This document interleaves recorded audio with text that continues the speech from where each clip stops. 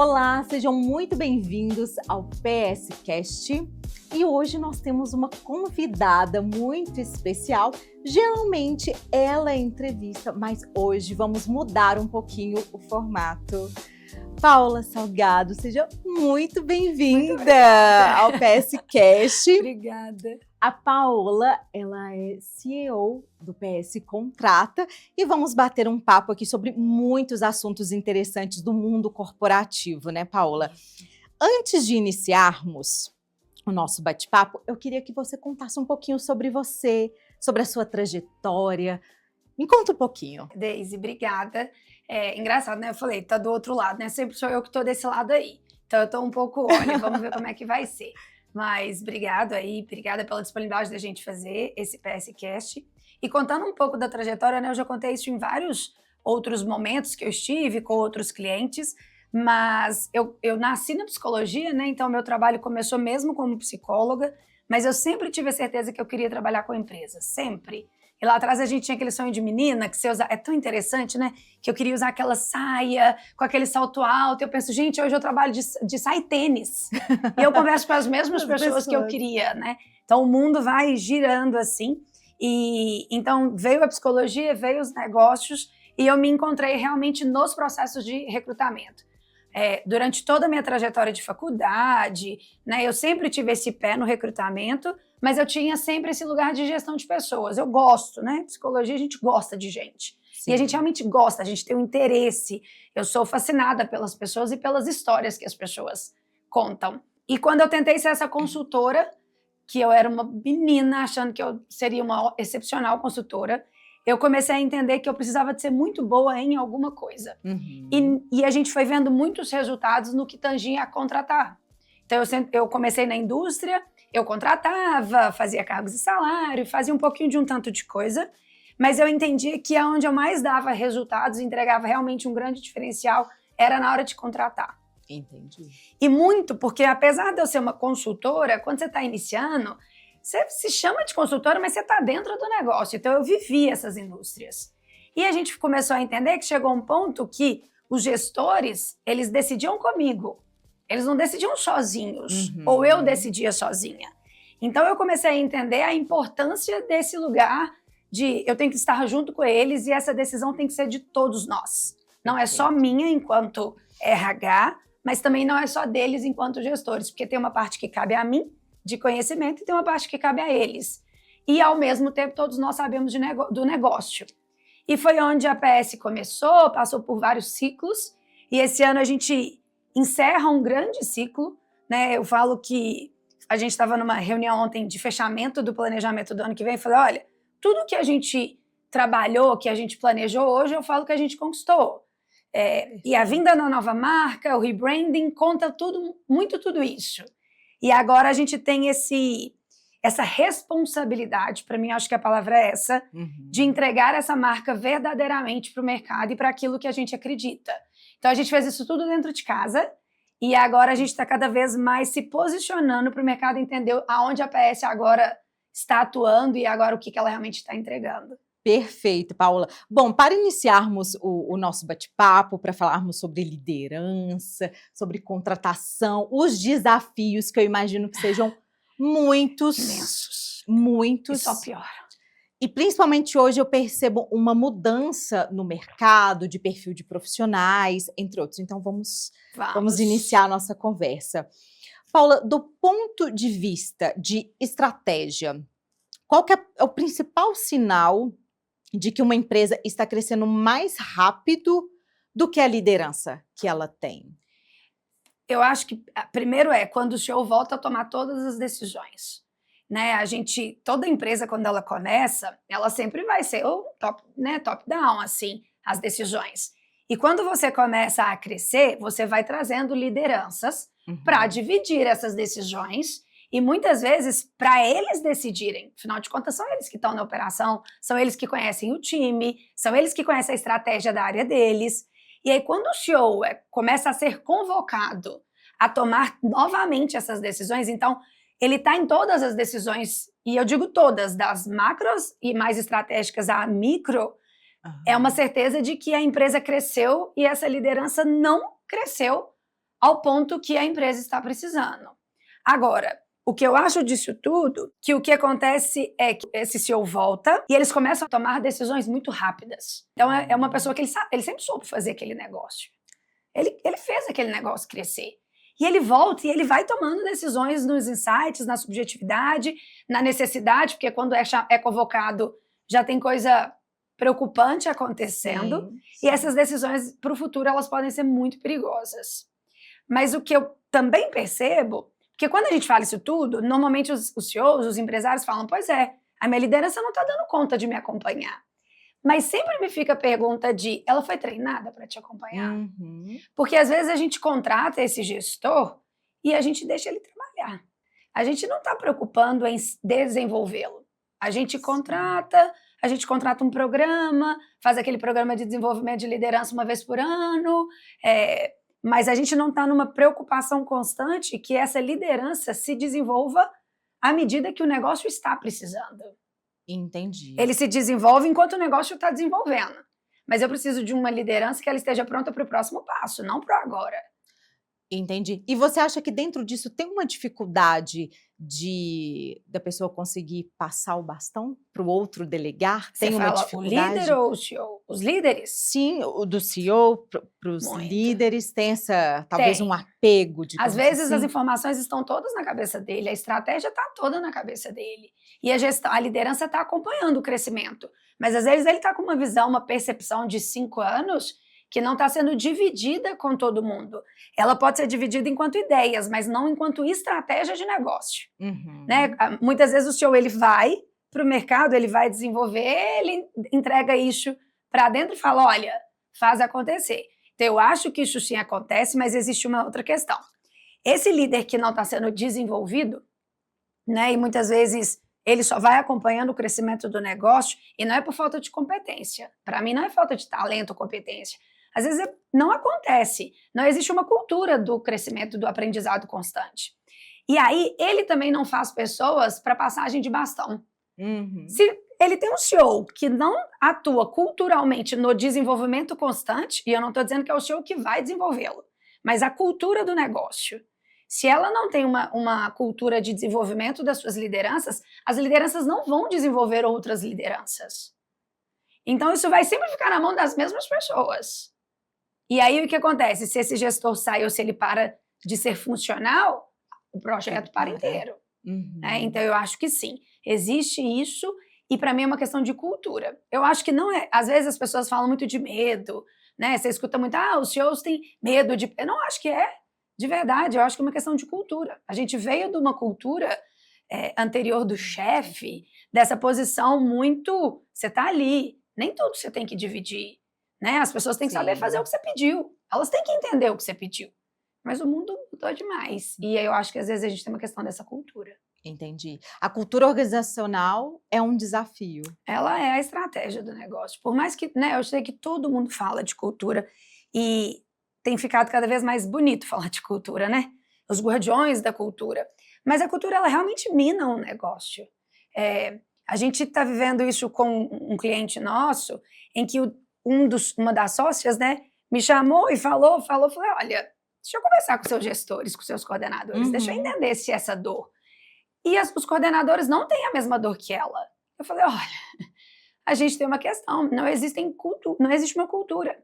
Então, o que você quer, cada coordenador quer outra coisa. Então, você tem o que você acredita e os seus sócios, é o que vocês colocam como cultura, regra, mas vocês não ensinam essa cultura, vocês não vivenciam essa cultura. Cada coordenador cria sua cultura de micronegócios e aí acontece essa confusão que vocês estão. Então, vocês têm microsetores dentro de uma empresa inteira e batendo cabeça o tempo todo, por uma questão de não existe uma cultura única que todo mundo segue. Entendi, né? Entendi. Vários desafios. É. E falando um pouquinho sobre a questão da contratação, você sempre diz que contratar ela é uma decisão financeira antes de ser uma decisão de RH. Uhum. Dentro desse contexto, o que os CEOs precisam entender sobre isso? Eu acho que a primeira coisa é que a contratação ela vai afetar seu caixa, seja de uma forma positiva, seja de uma forma negativa.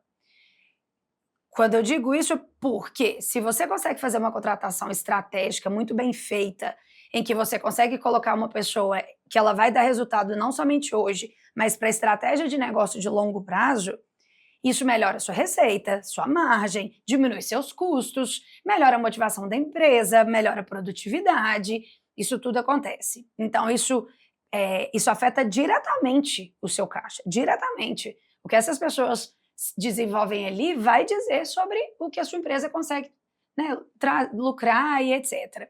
Mas quando você também erra nessa contratação, você pega dois grandes gargalos. Você tem o gargalo de desmotivação de equipe, dessa cultura que fica um pouco prejudicada, né? Um pouco de, poxa, o que é mesmo, né? O que é verdade, o que a gente coloca, o que não. Você tem sim, acaba aumentando custos, você tem uma descredibilidade, uma falta de produtividade. E além disso, você tem um grande gargalo que você colocou essa pessoa ali dentro. Sim. Então, ela fica ali, às vezes, 6 meses. Eu não estou dizendo que é uma contratação que em 1 mês você vê que vai dar errado. Ela vai demorar a ser vista. Em 6 meses ali, além disso tudo, você teve um custo dessa pessoa ali dentro, você tem um custo de tirá-la ali de dentro e um custo de contratar outra pessoa. E ter que treinar essa pessoa. Que você começa do zero. Todo o processo. E como equipe, muitas vezes, descredibilizando essa contratação. Por muitas vezes. Né? A gente vive em momentos de muita descredibilidade entre empresários, donos e suas equipes, líderes e equipes. Então, se você coloca uma pessoa ali que fala, olha, ele veio para nos levarmos a tal lugar, e essa pessoa não leva, e as pessoas começam a falar, olha, não sei se eu confio no próximo que vai chegar. Entendi. Então, o caixa, ele é extremamente afetado. Agora, tem uma outra questão. Ainda no Brasil, claro que muitas empresas sim, mas na sua maioria, contratar é visto como custo e não como investimento. O tempo todo. Quando vai se desenhar um planejamento estratégico, você não pensa em o que vamos investir de pessoas. Você pensa headcount. Qual que é o custo dessa turma aqui dentro para mim? Não adianta. E não é uma conta simples. Eu entendo também. Não é uma conta simples de se ele contabilizar produtividade, entrega estratégica versus o que essa pessoa recebe e etc. Não é simples. Mas a gente olha mais headcount do que também olhar qual é o lucro que cada uma daquelas pessoas podem estar trazendo para o nosso negócio. O retorno, né? Esse retorno ele é difícil de ser mensurado. E a gente vive em empresas que não têm dados para um tanto de coisa, imagina para mensurar a gente. Entendi. E aproveitando esse gancho, o que diferencia as empresas que contratam líderes que multiplicam resultados, né, daquelas que contratam líderes que travam a operação? E muitas das vezes ela nem sabe que está contratando uma pessoa que vai travar a operação. Como ter esse olhar estratégico? Às vezes nem percebe que vai travar. Paula? Às vezes nem percebe. E vou te falar mais uma coisa, porque às vezes quando a gente fala dessas contratações que não dão certo, a gente tende a olhar esse profissional que está sendo contratado de uma forma ruim, como se o erro fosse dele, né? E na verdade, o profissional, quando ele é contratado, ele sabe o que ele vai encontrar pelo que o CEO conta, o RH conta, a consultoria que está contratando. Ele não entrou ali dentro. Então, ele está aceitando um desafio que estão contando para ele. Não necessariamente estão contando o real desafio. E eles podem se sentir pronto, mas existe uma cultura, existem pessoas que ele não conhece. Então, primeira coisa que eu acho que a gente tem que entender é que muitas vezes esses líderes, quando eles travam a operação, lá atrás o problema não foi deles. Né? Eu escuto muito assim, mas ele disse que dava conta. Dava da história que você contou. E não da realidade. E aí entra o grande problema da sua pergunta, é diagnóstico. Se você contrata sem fazer um diagnóstico, a chance de dar errado aumenta. Né? Porque contratar é um projeto muito difícil. Às vezes eu pergunto, gente, por que eu entrei nessa, né? Porque contratar é isso, a gente não pode contratar só de hoje. Eu preciso de contratar uma pessoa que vai levar o meu negócio daqui 3 anos, daqui 5 anos, não é agora. Não é agora, né? Não adianta. Se você contrata ou então, contrate sabendo que é pro agora e que talvez você vai ter que remanejar essa contratação em X tempos. É uma estratégia de negócio. Sim. Mas a gente sabe que isso é muito complexo, essa questão de contratar, mas a gente não faz diagnósticos de contratação. As empresas que têm esse mindset diferenciado, quando elas vão desenhar planejamento estratégico, elas desenham como elas vão crescer e elas desenham quais as posições que elas precisam, né? Qual é esse perfil que eu preciso que esteja sentado em cada cadeira para entregar o que eu preciso.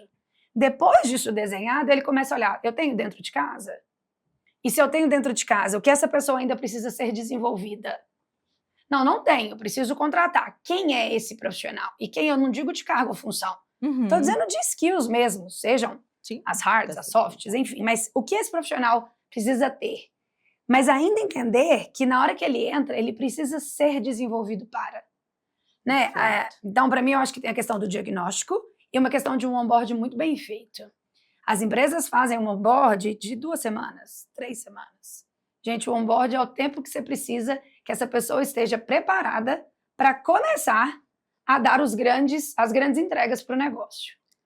Perfeito. E para você, esse é um dos maiores erros estratégicos, por exemplo, que um CEO pode cometer quando ele tenta acelerar o crescimento da empresa, contratando uma pessoa errada para a cadeira certa? Eu acho que a grande questão é o diagnóstico, né? Por muitas vezes a gente olha o problema. Olha, eu tô com esse problema aqui, então eu preciso de resolver esse problema. Então eu já sei o que eu preciso contratar. Não, mas qual é a cadeira que vai resolver este problema, mas que vai levar para você o outro lugar que você quer? Porque às vezes ele contrata para resolver problema, a pessoa entra, ela resolve o problema.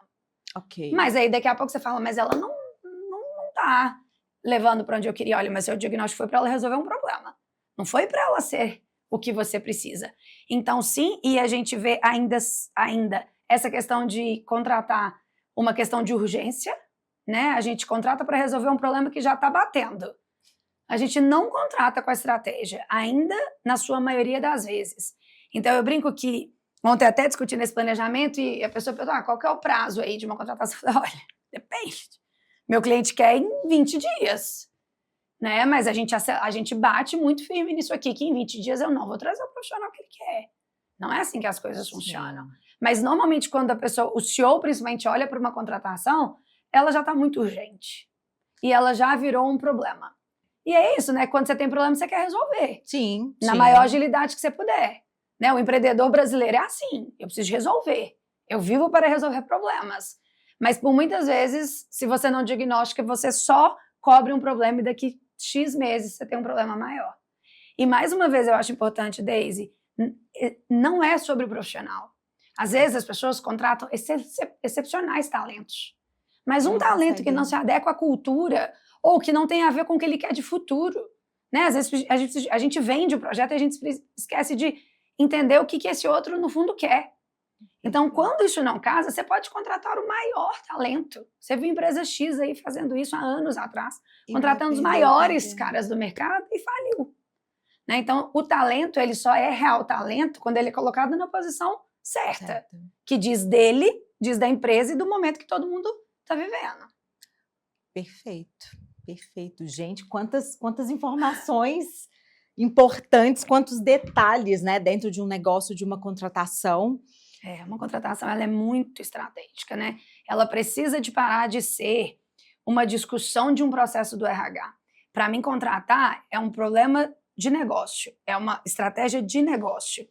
É a mesma coisa quando a gente fala de gestão de pessoas, né? Inclusive, as nomenclaturas de RH mudaram muito, porque a gestão de pessoas é de todo mundo, de todos os líderes da empresa, não é do RH.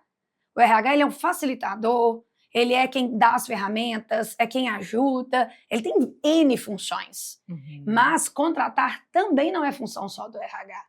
E as empresas colocaram isso para o RH. Essa função exclusiva. Contratar é um problema do negócio. E o negócio tem que estar envolvido em cada contratação estratégica. Porque senão isso vira custo. Sim. E se você perguntar a maioria dos empresários, eles vão falar que é custo e que, inclusive, contratar uma empresa de consultoria é custo. É custo. Sim. E Paula, na sua visão, quais serão os novos cargos críticos para sustentar o crescimento das empresas no próximo ano? Com certeza as lideranças, não tem jeito, né? A gente vive num momento do país, eu estou até escrevendo um artigo sobre isso que outro dia eu parei para pensar. A gente vive um momento do país que a improdutividade está reinando nas empresas. É muito complexo como a baixa produtividade tem acontecido. E para mim existem vários fatores disso, mas a gente está vivendo. A gente está vivendo uma escassez de pessoas que realmente querem estar ali. A gente vive essa desconfiança entre empresário e o profissional, infelizmente. E para mim isso tem questões políticas, culturais. Eu já vivi isso há alguns anos atrás e a gente está vivendo isso de novo, né? O empresário é vilão, o profissional tem que se cuidar porque o empresário só quer tirar o dele, e aí o empresário já acha que ele está errado também, porque a gente também está criando esse lugar. Então, quem vai fazer com que essas relações, porque para mim é uma questão agora de relacionamento, de motivação, de você conseguir fazer essas equipes se tornarem produtivas, de gestão. E quando eu falo gestão, não é técnica, é gestão de gente. E gerir gente é ter líderes capazes. E sim, a gente vive uma escassez de líderes capazes disso. Porque o que eu te falei no início, eles não foram treinados na sua maioria. Eles foram colocados, são pessoas com autonomia que elas tentam se desenvolver, se desenvolvem, mas está aí, por exemplo, um grande papel do RH. Dar a mão para esses profissionais, ajudá-los a entender esses times que estão chegando. Agora a gente tem essa confusão geracional, porque antes eu falo que era uma mistura. Para mim está uma confusão. A gente não sabe onde vai um, onde chega o outro, né? Então, para mim é uma questão de liderança mesmo. Sempre foi, claro, mas eu acho que a gente vive nesse momento de a confiança precisa voltar. Sabe? Precisam que as empresas voltem a ser realmente empresas em que você passa a maior parte da sua vida ali dentro. Né? Isso parece fofo na hora de falar, mas isso é muito real. Né? Eu não falo dessa questão do trabalhe com que você goste, nunca. Não é isso. Mas confia em quem está te contratando, confia na empresa que você está. Confia. Confia que todos os seus sonhos, de pequeno, de grande, podem estar ali. A empresa pode ser uma propulsora a te ajudar. Mas quem vai fazer com que essa confiança volte é um líder. Não tem jeito, ele tem que estar para a equipe dele. Ele tem que conhecer essas pessoas. E conhecer individualmente mesmo. Sim. Até a gente voltar a essa credibilidade, essa coisa de estamos todos juntos e é todo mundo querendo uma economia melhor. Enquanto isso não voltar, eu acho que a gente tem grandes desafios pela frente que, quando a gente tiver um líder que é capaz disso, esses desafios se tornam um pouco menos dolorosos para se trabalhar.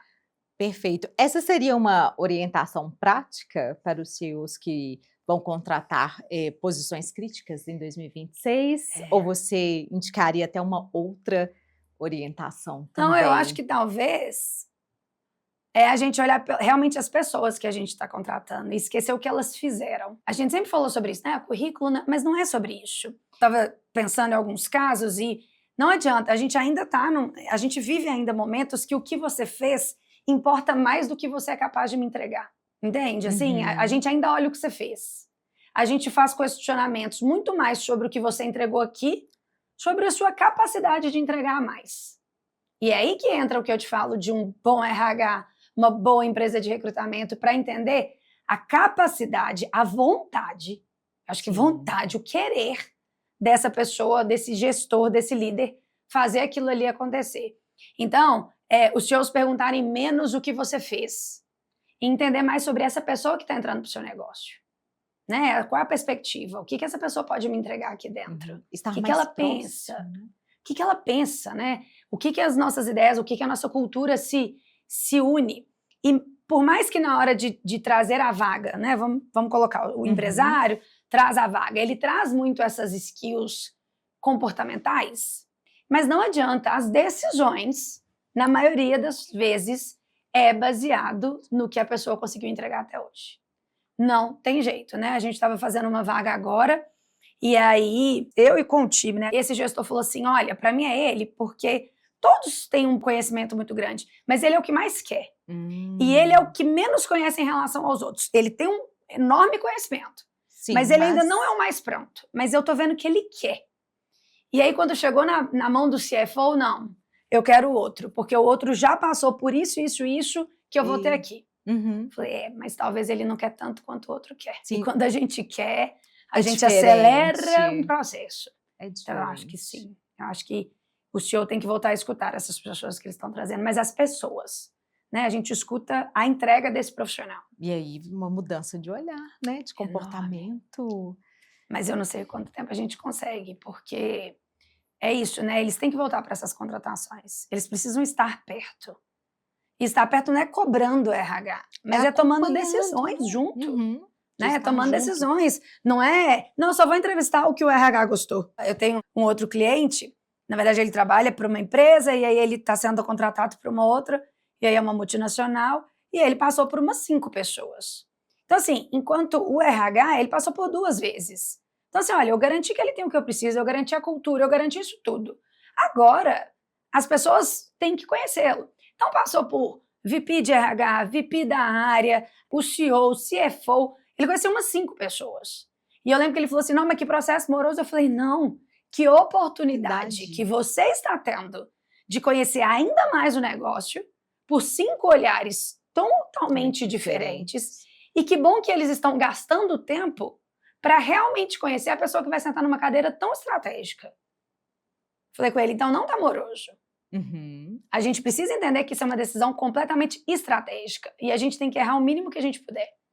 Vai errar a gente? Claro, não tem como. Mas o que eles estão fazendo é garantindo o mínimo de possibilidade de erro. O cuidado, né? O cuidado. Só que agora a gente não pode ter processo grande, a gente não pode ter processo moroso, a gente não pode demorar, a gente vive na cultura do imediatismo, os empresários estão do mesmo jeito. Não, gente, contratar requer tempo. Muito tempo. Perfeito. E, Paola, olhando para esse finalzinho agora de 2025, início de 2026, na sua percepção, qual que é a mudança mais relevante no comportamento do mercado que os CEOs ainda não perceberam? O que a gente percebe que os CEOs ainda não perceberam, mas a gente até tem falado muito com eles, é que as empresas estão realmente tentando manter os seus talentos dentro das empresas. E quando veio a pandemia e eu fiz uma live falando sobre isso, eu falei, olha, as empresas vão entender que a gente precisa de ter boas pessoas produtivas, entregando e motivadas. E às vezes um profissional vai substituir 3. E na época a gente nem estava falando tanto de IA. Imagina, em 2020, nem falo. Então vou tirar IA nesse ponto. E aí muito porque não é que essas pessoas que estão improdutivas elas são ruins, elas não têm competências, elas muitas vezes não foram treinadas. E aí você começa a substituir. Tá bom. Começou as empresas a fazerem algumas substituições e a desenvolver essas pessoas que se tornavam talentos ali dentro. E aí a gente chegou no mercado que o mercado precisava trocar todo mundo, né? Todo mundo que eu digo assim, poxa, eu tenho 5 improdutivos e tudo mais. E aí você começou uma briga de mercado por pessoas boas. E as empresas entenderam isso. Então, existem empresas que, inclusive, têm políticas no seu budget de o quanto do budget de gente eu vou deslocar para reter os meus melhores talentos. Então, isso virou uma cultura de negócio. Perfeito. Então, toda vez que você vai tentar tirar um talento de algum lugar, porque os talentos, na sua maioria das vezes, estão trabalhando. Sim. E estão satisfeitos. Você tem uma questão de remuneração hoje que tem sido um grande problema. Mas não é só grana. Não é, mas ele está satisfeito onde ele está. Por outros motivos, exato. Né? Então, cada vez mais, a gente tem que fazer as nossas empresas que as pessoas desejem trabalhar. Não tem jeito. E eu não estou dizendo que é virar a Google e colocar o puff. Não é isso. É o que o seu time está falando para o mercado sobre você. É o que você está entregando para o mercado. Né? Essa marca empregadora, ela é real. Então, o trabalho dos CEOs hoje, e eu sempre falei isso, da mesma forma que a gente se preocupa em conquistar cada cliente e não perder esses clientes, a gente precisa se preocupar em conquistar cada pessoa importante que trabalha para mim e fazer de tudo para não perdê-las. Sim. E isso ainda é um olhar que fica na mão do RH. E o RH luta fortemente por isso. Mas por muitas vezes ele é muito solitário. Muito solitário. Perfeito. E só um detalhe muito importante que você trouxe também, Paula, é a questão que muitas das vezes o profissional, ele vai conseguir ali fazer várias tarefas, mas lembrando que ele precisa de uma boa gestão. Com certeza, é gestão o tempo todo. Né? Sem gestão, e é o que eu te falei, por várias vezes esses profissionais se tornaram improdutivos, foi por falta de gestão. Senão a gente começa a falar que tem pouca gente boa no mercado, não é assim. Sim. Faltam pessoas desenvolvidas. Isso é um fato. Perfeito, perfeito. Muitas informações. Vamos continuar aqui o nosso bate-papo. E um outro ponto que eu queria trazer aqui, junto com você, é porque muitas empresas têm ali um financeiro robusto, têm dinheiro, têm demanda, têm mercado, mas não conseguem crescer. Como que você visualiza, assim, o que pode estar travando essas empresas que têm dinheiro, têm demanda, têm mercado, mas que não conseguem progredir? Gestão de gente e a cultura. É o que eu te falei, nem tudo é dinheiro. Você pode pagar os maiores salários de mercado e não por isso as pessoas vão ficar. E já vi isso em vários mercados. Não vou citar o exemplo específico, mas eu lembro que a gente começou a tirar muita gente de lá. Então, a cultura que essa empresa trazia para o mercado era a cultura inovadora. Então, venha, você vai inovar, não vai ser burocrático, você vai ter um crescimento. Tá bom. E realmente, isso que ia para o mercado, enquanto propaganda e tudo mais, era isso que se falava, era isso que se entregava. Só que quando essa empresa começou a crescer, quem foi contratado para os grandes cargos de gestão eram pessoas muito tradicionais, deste setor, mas muito tradicionais. Então, são pessoas que as empresas que eles estavam nem tinham passado por uma revolução tecnológica.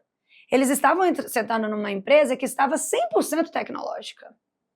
Então, o top-down não estava conversando, né? Então, a empresa entregava isso, na hora de contratar ela falava isso tudo e a pessoa entrava. Mas na hora que ela batia na gestão, que é quem traz a cultura para baixo, o gestor não tinha essa cultura. Ele não era da inovação, ele veio de um modelo tradicional. E aí essas pessoas começaram a falar, olha, a gente está ali, realmente os salários são muito bons, os benefícios são benefícios de empresas de tecnologia, de Gympass, na época de Gympass era uma... Não é o que hoje todo mundo tem. Hoje é comum, ficou comum. Mas de Gympass e não sei o quê, cartão flex e etc, mas a minha gestão do dia a dia é extremamente engessada. Né? Eu tenho horário para chegar, eu tenho horário para sair, eu tenho que responder e-mail meia-noite. Não estou dizendo que é certo ou que é errado, mas o que eu estou dizendo é, a gestão não traduz a cultura que a empresa quer ter. E aí isso não se encaixa. Não encaixa. Os seus gestores têm que ser os guardiões dessa cultura, ele tem que garantir que a cultura aconteça. Então, a maioria das vezes, quando tem esse combo perfeito, falta a gestão estar alinhada à cultura do negócio. Entendo. E aproveitando esse gancho, Paula, você acha que existe uma diferença entre o Brasil e o restante do mundo na forma de liderar, de reter esses talentos, de contratar? Eu não vou dizer a diferença, mas a Europa e os Estados Unidos já viveram essa escassez que a gente está vivendo. De mão de obra, de gente qualificada, de gente de grandes talentos, enfim. Então, a gente está vivendo no Brasil essa escassez e a gente ainda não está sabendo como resolvê-la. E talvez, se a gente olhar para o que os Estados Unidos passou, pelo que a Europa passou, muita coisa a gente pode aprender. Então, eu acho que o que a gente vive hoje, eles já viveram. E a gente está batendo cabeça. Né? A gente ainda está batendo. Outro dia eu fiz um podcast e me perguntaram qual era o futuro, né, do mercado. Então, eu falei, pela primeira vez, a gente não sabe. Você pode ler 10 grandes caras de mercado falando, eles vão falar coisas diferentes. A gente vive um processo político de decisão para o próximo ano, a gente vive esse processo das IAs, né? Ainda não sabe o que pode, o que não pode, o que vem, o que não vem, o que substitui, o que não substitui. Toda hora algo novo. Toda hora algo novo, o que pode, o que é permitido. A gente vê essa área toda de LGPD, compliance, que ainda é muito complexo no Brasil. A gente está vindo agora com a NR1, né? Que é uma questão também que um tanto de gente não sabe o que vai fazer. Né? Então, quando você pergunta às empresas, principalmente indústrias e tudo, e aí, vocês estão fazendo... a gente está seguindo o protocolo, mas a gente só vai saber quando começar as auditorias. A gente vem num processo de reforma tributária. Sim. Que quando você pergunta, né, agora chegando no final de ano, tem empresa que fala, olha, a gente está preparada para o que a gente acredita. Você conversa, não, a gente já está mudando. Não, a gente, por enquanto, está esperando ver o que vai acontecer. Então, a gente vive vários fatores e isso tudo, a gente ainda tem uma questão de ter as pessoas sentando nas cadeiras que são de extrema importância e você está, sim, com dificuldade de achar essas pessoas. Eles viveram isso lá. Eu não estou dizendo esse cunho todo que eu contei, mas eles viveram o que a gente está vivendo. E eu acho que a gente tem que olhar e tentar aprender alguma coisa. Não estou dizendo que eles fizeram tudo certo, né? Claro. Mas eu acho que tem coisas que a gente precisa aprender que a gente ainda não sabe como fazer. Perfeito. E falando sobre a questão de tendência, se você tivesse que apostar em uma tendência assim, que realmente vai definir competitividade das empresas nos próximos anos, qual que seria uma tendência? Das empresas? das empresas, ou do negócio, ou do mercado, ou que você algo que você percebe assim que vem um movimento diferente que está Com começando? certeza a IA, mas principalmente para as estratégias de negócio e para os cargos estratégicos. Muitas empresas ainda estão olhando a IA para ela tirar aquilo que a operação fazia. Né? Então, caixa do supermercado, você coloca aquele caixa de autosserviço, questões para elaboração, você coloca um chat GPT, mas as empresas que a gente já está vendo trazendo algumas coisas diferenciadas que você vê e tudo, são empresas que elas já estão conseguindo pegar a IA para trabalhar na gestão, para trabalhar na estratégia, para trabalhar junto com os gestores, e não para só substituir o que a operação não está dando conta. Isso é claro que também é uma necessidade, mas como a IA vir com essa gestão e esses gestores entenderem que eles vão precisar de colocar nas suas agendas o desenvolvimento de competências de IA. Não tem jeito. Não adianta você usar um chat GPT se você não sabe dar os prompts e os comandos corretos. Hoje ele está mais fácil, talvez, tá? Mas eu tô falando do chat GPT, existem várias. Inúmeras ferramentas. E aí você imagina colocar isso numa agenda tão difícil. Você tem que contratar, você tem que gerir, você tem que dar resultado, você tem que motivar, você tem que fazer one-on-one, você tem que olhar para o mercado e colocar na sua agenda todo o projeto de IA, que a gente ainda não sabe muito. E não adianta, você pode trazer o cara mais expert de IA. Quem vai garantir ela na sua gestão é você. Então você vai ter que aprender, mas aprender muito. Não é simplesmente como usar um chat GPT. Né? Então, para mim, eu acho que vai ser as empresas que já estão se diferenciando, até os próprios gestores, eles estão fazendo imersões em IA. Imersões. É impressionante como eles estão gastando agenda olhando para isso. E como muitos ainda acham que não precisa. Vai ter alguém que vai vir fazer isso acontecer. Então vamos esperar. Bom, Paula, estamos caminhando para o fim da nossa conversa. Muitas informações importantes, relevantes. E antes de finalizarmos, eu queria que você deixasse assim, uma mensagem assim, ou alguma dica importante para os líderes, os CEOs, para esse, de repente, pensando nessa reta de finalzinho de 2025, mas também para o próximo ano.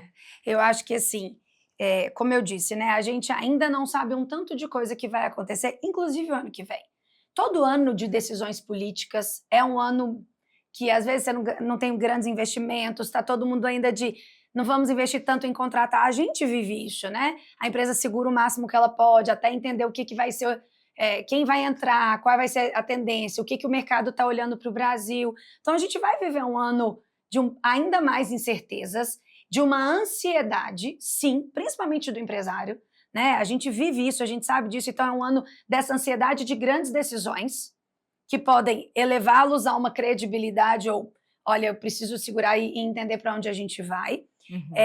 E quando isso tudo está muito desse jeito, a gente precisa de cuidar do time. Porque todo empresário, ele está onde ele está, porque ele sabe fazer aquilo ali.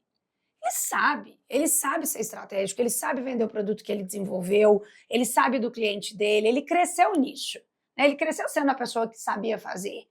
Mas quem vai levar realmente a empresa dele e todas as ideias dele para qualquer lugar que ele queira são as pessoas que estão ali. Uhum. São os seus líderes e a turma que está com esses líderes.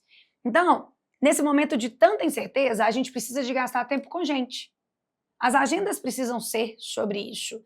E a melhor forma da gente aprender sobre gente é conversando, é estando de alguma forma com essas agendas para estar presente, mas é também entendendo o que as outras estão fazendo. A gente tem uma dificuldade, às vezes, no mercado, que para mim o RH sabe fazer isso muito bem, que é a ideia do bench, né? De discussões com outros grandes negócios, com outros CEOs e empresários, porque na hora que está todo mundo contando e vai ver que as dores são todas iguais, porque todos os meus clientes ligam com as mesmas dores, a gente começa a aprender com o outro o que a gente pode fazer, o que dá para melhorar. Né? Então, a gente aprender com o próprio mercado. No momento de incerteza, às vezes a gente tem que aprender, dar a mão, né? Vamos dizer assim. Porque tem mercado para todo mundo. Então, eu acho que é o momento de olhe para o time, olhe para todo mundo, mas olhe para si enquanto empresário. Porque realmente a gente vive num momento que a gente sempre disse isso, mas o empresário hoje no Brasil é herói. Não tem jeito. Mas ele está sendo muito visto ainda como vilão. Sim, sim. Paula, quero muito te agradecer por estar aqui, por fazermos essa troca Eu que agradeço, e por foi todo ótimo. o conhecimento compartilhado. Muito obrigada. Eu que Quero muito agradeço. agradecer você que nos acompanhou até esse momento. Surgiu alguma dúvida, tem alguma curiosidade? Pode deixar o comentário. Até o próximo episódio.